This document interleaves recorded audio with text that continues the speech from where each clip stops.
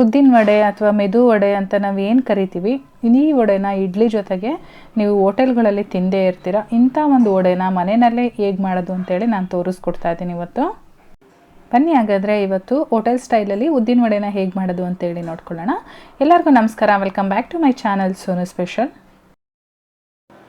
ಮೊದಲನೇದಾಗಿ ನಾನಿಲ್ಲಿ 1 ಕಪ್ಪು ಉದ್ದಿನ ಬೇಳೆನ ನೆನೆಸಿಟ್ಟಿದ್ದೀನಿ. ಇದನ್ನು ಹಿಂದಿನ ದಿನ ರಾತ್ರಿನೇ ನೆನೆಸಿದ್ದೆ. ಬೆಳಗ್ಗೆ ಇಡ್ಲಿ ಜೊತೆಗೆ ವಡೆ ಕೂಡ ಮಾಡೋಣ ಅಂತೇಳಿ ಪ್ಲ್ಯಾನ್ ಮಾಡಿಕೊಂಡು ನಾನು 1 ನೈಟು ಉದ್ದಿನ ಬೇಳೆನ ನೆನೆಸಿದ್ದೀನಿ. ಏನಿಲ್ಲ ಅಂದರೂ ಒಂದು 5 ರಿಂದ 6 ಗಂಟೆಗಳ ಕಾಲ ಈ ರೀತಿ ನೆನೆಸ್ಕೊಳ್ಬೇಕಾಗತ್ತೆ. ನೆನೆಸಿರ್ತಕ್ಕಂಥ ಉದ್ದಿನ ಬೇಳೆನ ಒಂದು ಮಿಕ್ಸರ್ ಜಾರ್ಗೆ ಟ್ರಾನ್ಸ್ಫರ್ ಮಾಡ್ಕೊಂಡಿದ್ದೀನಿ. ಇದ್ರ ಬದಲಾಗಿ ಉದ್ದಿನ ಕಾಳು ಬೇಕಾದರೂ ಹಾಕ್ಕೊಳ್ಬೋದು. ಹಾಗೆ ನಾನು 1 ಇಂಚಷ್ಟು ಶುಂಠಿನ ಸೇರಿಸ್ಕೊಳ್ತಾ ಇದ್ದೀನಿ. ಜೊತೆಗೆ ಒಂದು 8 ರಿಂದ 10 ಮೆಣಸನ್ನು ಕೂಡ ಸೇರಿಸ್ಕೊಳ್ತಾ ಇದ್ದೀನಿ. ಶುಂಠಿನ ನೀವು ತುರಿದು ಹಾಗೆ ಸೇರಿಸ್ಕೊಳ್ಬೋದು, ಅಥವಾ ಸಣ್ಣದಾಗಿ ಕಟ್ ಮಾಡ್ಕೊಂಡು ಸೇರಿಸ್ಕೊಳ್ಬೋದು, ಅಥವಾ ಬ್ಲ್ಯಾಕ್ ಪೆಪ್ಪರ್ ಪೌಡರ್ನು ಕೂಡ ನೀವು ಹಾಗೆ ಸೇರಿಸ್ಕೊಳ್ಬೋದು. ನಮ್ಮ ಮನೆಯಲ್ಲಿ ಆ್ಯಕ್ಚುಲಿ ಅದು ಬಾಯಲ್ಲಿ ಸಿಕ್ಕರೆ ಯಾರೂ ಇಷ್ಟಪಡೋದಿಲ್ಲ, ಹಾಗಾಗಿ ನಾನು ರುಬ್ಬೋದಕ್ಕೆ ಹಾಕ್ಕೊಟ್ಟಿದ್ದೀನಿ. ಇವಾಗ ಇದನ್ನು ಇಷ್ಟು ನುಣ್ಣಗೆ ನಾವು ರುಬ್ಕೊಳ್ಬೇಕಾಗತ್ತೆ. ನೀರು ಸೇರಿಸಬಾರ್ದು. ಅವಶ್ಯಕತೆ ಇದ್ದರೆ ಒಂದು 3 ರಿಂದ 4 ಟೇಬಲ್ ಸ್ಪೂನ್ ಅಷ್ಟು ಮಾತ್ರ ನೀರು ಸೇರಿಸ್ಕೊಳ್ಬೇಕು. ಇವಾಗ ಇದನ್ನು ಒಂದು ಮಿಕ್ಸಿಂಗ್ ಬೌಲ್ಗೆ ಟ್ರಾನ್ಸ್ಫರ್ ಮಾಡ್ಕೊಳ್ತಾ ಇದ್ದೀನಿ. ನೀವು ನೋಡ್ತಾ ಇರ್ಬೋದು ಕನ್ಸಿಸ್ಟೆನ್ಸಿ ಯಾವ ರೀತಿ ಇದೆ ಅಂತೇಳಿ. ನಾವೇನಾದರೂ ಸ್ವಲ್ಪ ಜಾಸ್ತಿ ನೀರನ್ನು ಹಾಕ್ಕೊಂಡ್ರೆ ತೆಳುವಾಗಿ ಹೋಗುತ್ತೆ, ನಮಗೆ ಈ ಕನ್ಸಿಸ್ಟೆನ್ಸಿ ಬರೋದಿಲ್ಲ. ಹಾಗಾಗಿ ಒಂದು 3 ರಿಂದ 4 ಟೇಬಲ್ ಸ್ಪೂನ್ ಅಷ್ಟೇ ನೀರನ್ನು ಹಾಕ್ಕೊಂಡು ರುಬ್ಕೊಳ್ಬೇಕಾಗತ್ತೆ.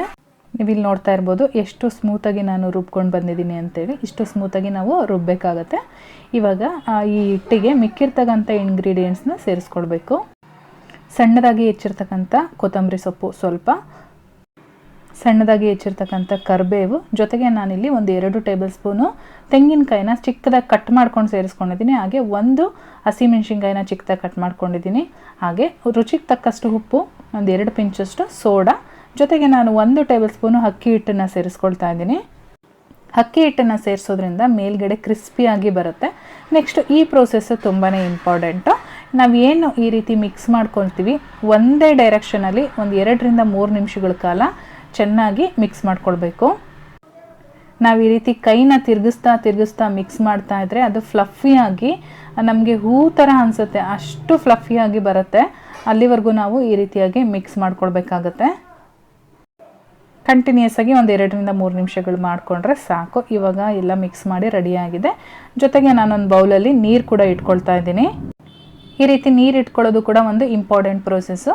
ನಾವು ಪ್ರತಿ ಸಲ ವಡೆನ ಎಣ್ಣೆನೆಲ್ಲ ಹಾಕಬೇಕಾದ್ರೆ ಕೈನ ನೀರಲ್ಲಿ ಹತ್ಕೊಂಡು ಈ ರೀತಿ ತೊಗೊಳ್ಬೇಕಾಗತ್ತೆ. ಕೈನ ನಾವು ನೀರಲ್ಲಿ ಹತ್ಕೊಳ್ಳಿಲ್ಲ ಅಂತ ಅಂದರೆ ಹಿಟ್ಟು ಕೈಗೆ ಅಂಟುತ್ತೆ, ಆವಾಗ ಎಣ್ಣೆಯಲ್ಲಿ ಸರಿಯಾಗಿ ಹಾಕೋದಕ್ಕಾಗಲ್ಲ. ನೋಡಿ ಈ ರೀತಿ ರೌಂಡ್ ಶೇಪ್ ಮಾಡಿಕೊಂಡು ಮಧ್ಯದಲ್ಲಿ ಒಂದು ಹೋಲ್ ಮಾಡಿ ಈ ರೀತಿ ಎಣ್ಣೆಗೆ ಹಾಕಿದ್ರೆ ಆರಾಮಾಗಿ ಎಣ್ಣೆಗೆ ಬೀಳುತ್ತೆ. ಇಲ್ಲ ಅಂದರೆ ನಾವು ನೀರು ಹೆಚ್ಕೊಳ್ಳಿಲ್ಲ ಅಂತ ಅಂದರೆ ಕೈಯಲ್ಲೇ ಇಟ್ಕೊಂಡಿರುತ್ತೆ, ಅಂಟುತ್ತೆ. ಬನ್ನಿ ಇವಾಗ ಕಾಯ್ದಿರ್ತಕ್ಕಂಥ ಎಣ್ಣೆಗೆ ಯಾವ ರೀತಿ ಹಾಕೋದು ಅಂತೇಳಿ ನಾನು ತೋರಿಸ್ಕೊಡ್ತೀನಿ. ಇದೇ ರೀತಿಯಾಗಿ ನಮಗೆ ಎಣ್ಣೆಯಲ್ಲಿ ಎಷ್ಟು ವಡೆಗಳು ಇಡ್ಸುತ್ತೋ ಅಷ್ಟು ವಡೆಗಳನ್ನ ಹಾಕ್ಕೊಂಡು 2 ಕಡೆನೂ ಸಹ ಬ್ರೌನ್ ಕಲರ್ ಆಗೋವರೆಗೂ ನಾವು ಎಣ್ಣೆಯಲ್ಲಿ ಕರಿಬೇಕಾಗತ್ತೆ. ಲೋ ಫ್ಲೇಮಲ್ಲಿ ಇಟ್ಕೊಂಡು ನಾವು ವಡೆನ ಬೇಯಿಸ್ಕೊಳ್ಬೇಕು. ಇಲ್ಲ ಅಂತ ಅಂದರೆ ಬೇಗನೆ ಸೀದೋಗುತ್ತೆ, ಒಳಗಡೆ ಬೆಂದಿರಲ್ಲ, ಮೇಲ್ಗಡೆ ಮಾತ್ರ ಕ್ರಿಸ್ಪಿಯಾಗಿರುತ್ತೆ. ಹಾಗಾಗಿ ಎಣ್ಣೆನ ಚೆನ್ನಾಗಿ ಕಾಯಿಸ್ಕೊಂಡು ವಡೆನ ಹಾಕಿದ ಮೇಲೆ ಲೋ ಫ್ಲೇಮ್ ಮಾಡಿಕೊಂಡು ನಾವು ಫುಲ್ ಪ್ರೋಸೆಸ್ ಇದನ್ನು ಬೇಯಿಸ್ಕೊಳ್ಬೇಕಾಗತ್ತೆ. ಒಂದು ಸಾರಿ ಮನೆಯಲ್ಲಿ ಈ ರೀತಿ ಮಾಡಿ ಟ್ರೈ ಮಾಡಿ, ತುಂಬಾ ಟೇಸ್ಟಿಯಾಗಿ ಬರುತ್ತೆ. ಚಟ್ನಿ ಅಥವಾ ಸಾಂಬಾರು ಜೊತೆ ಸರ್ವ್ ಮಾಡಿ ಸಕ್ಕತ್ತಾಗಿರುತ್ತೆ. ನೀವು ಹೋಟೆಲಲ್ಲಿ ತಿನ್ನೋದೇ ಬಿಟ್ಬಿಡ್ತೀರಾ, ಪ್ರತಿ ಸಲ ತಿನ್ನಬೇಕು ಅನ್ನಿಸ್ದಾಗೆಲ್ಲ ಮನೆಯಲ್ಲೇ ಮಾಡ್ಕೋತೀರಾ, ಅಷ್ಟು ಚೆನ್ನಾಗಿ ಬರುತ್ತೆ. ಇಷ್ಟು ಕಲರ್ ಚೇಂಜ್ ಆದಮೇಲೆ ನಾವು ಹೊರಗಡೆ ತೆಗಿಬೇಕಾಗತ್ತೆ. ಇದೇ ರೀತಿಯಾಗಿ ಇನ್ನೊಂದು ಬ್ಯಾಚನ್ನು ಸಹ ನಾನು ಎಣ್ಣೆಯಲ್ಲಿ ಹಾಕ್ತಾಯಿದ್ದೀನಿ. ಮನೆಯಲ್ಲಿ ಖಂಡಿತವಾಗ್ಲೂ ಟ್ರೈ ಮಾಡಿ, ತುಂಬಾ ಚೆನ್ನಾಗಿ ಬರುತ್ತೆ. ಮಾಡಾದ್ಮೇಲೆ ಹೇಗೆ ಬಂತು ಅಂತೇಳಿ ನನಗೆ ಕಮೆಂಟ್ ಮಾಡಿ ತಿಳಿಸಿ. ಇವಾಗ ಈ ಬ್ಯಾಚು ಕೂಡ ರೆಡಿಯಾಗಿದೆ. ನೋಡೋದಕ್ಕೇ ಎಷ್ಟು ಚೆನ್ನಾಗಿ ಕಾಣಿಸ್ತಾ ಇದೆ ಅಂತೇಳಿ ನೀವು ನೋಡ್ತಾ ಇರ್ಬೋದು. ಇವಾಗ ಇದನ್ನು ಕೂಡ ನಾನು ಹೊರಗಡೆ ತೆಗಿತಾ ಇದ್ದೀನಿ. ಇವಾಗ ನಾನು ಒಳಗಡೆ ಒಂದು ವಡೆನ ಓಪನ್ ಮಾಡಿ ಕೂಡ ತೋರಿಸ್ತೀನಿ, ಒಳಗಡೆ ಯಾವ ರೀತಿ ಬಂದಿದೆ ಅಂತ. ಮೇಲ್ಗಡೆ ಕ್ರಿಸ್ಪಿಯಾಗಿ, ಒಳಗಡೆ ಮೆದುವಾಗಿ ಬಂದಿದೆ. ಸೊ ನೋಡ್ತಾ ಇದ್ದೀರಾ ನೀವೇ ಎಷ್ಟು ಚೆನ್ನಾಗಿ ಬಂದಿದೆ ಅಂತೇಳಿ. ಈ ರೆಸಿಪಿ ನಿಮಗೆಲ್ಲ ಇಷ್ಟ ಆಗಿದರೆ ಒಂದು ಲೈಕ್ ಮಾಡಿ. ಹಾಗೆ ಚಾನಲ್ನ ಸಬ್ಸ್ಕ್ರೈಬ್ ಮಾಡ್ಕೊಂಡಿಲ್ಲ ಅಂದರೆ ದಯವಿಟ್ಟು ಸಬ್ಸ್ಕ್ರೈಬ್ ಮಾಡ್ಕೊಳ್ಳಿ. ಇದರ ಜೊತೆಗೆ ನನ್ನ ಫೇಸ್ಬುಕ್ ಪೇಜನ್ನು ಕೂಡ ಫಾಲೋ ಮಾಡಿ. ನಾನು ಮತ್ತೆ ಸಿಗ್ತೀನಿ ಮುಂದಿನ ವಿಡಿಯೋದಲ್ಲಿ. Thank you.